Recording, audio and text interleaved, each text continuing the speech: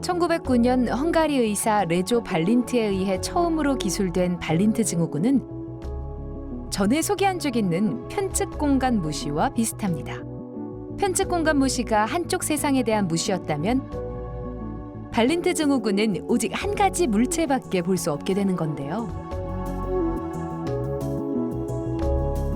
더 정확하게는 지금 현재 환자가 집중하고 있는 것, 즉 망막의 중심에 잡힌 물체 외에는 인지할 수 없게 되는 현상입니다.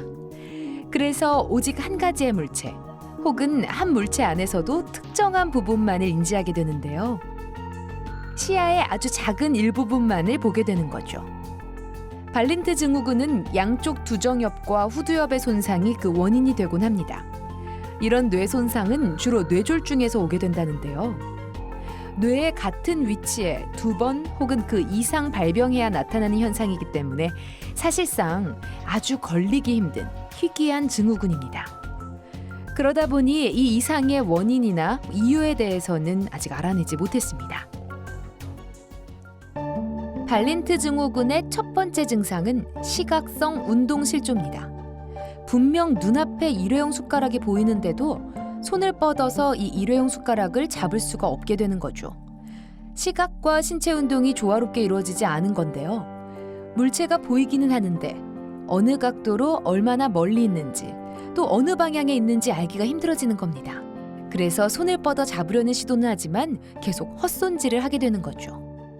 두 번째는 수의적 안구 운동 장애입니다. 말 그대로 자발적인 안구 운동이 힘들어진다는 건데요.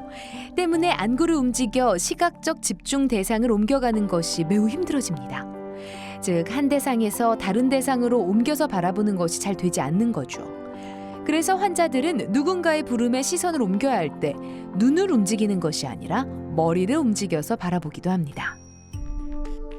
발린트 증후군의 세 번째 증상은 동시실인증입니다.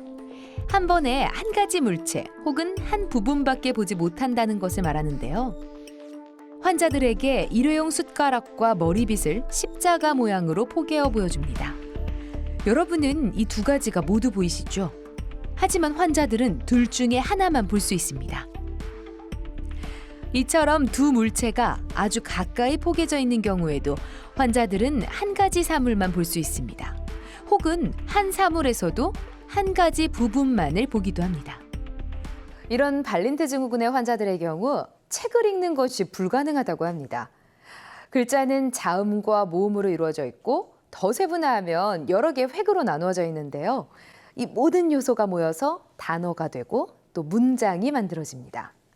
하지만 한 가지밖에 볼 수 없다 보니까 하나의 글자 또 하나의 자음에만 집중하면 나머지를 볼 수가 없는 데다가 자발적으로 안구의 운동을 할 수 없는 환자들의 경우엔 하나의 글자에서 옆 글자로 안구를 움직여서 읽어나가는 것이 불가능에 가깝다고 합니다.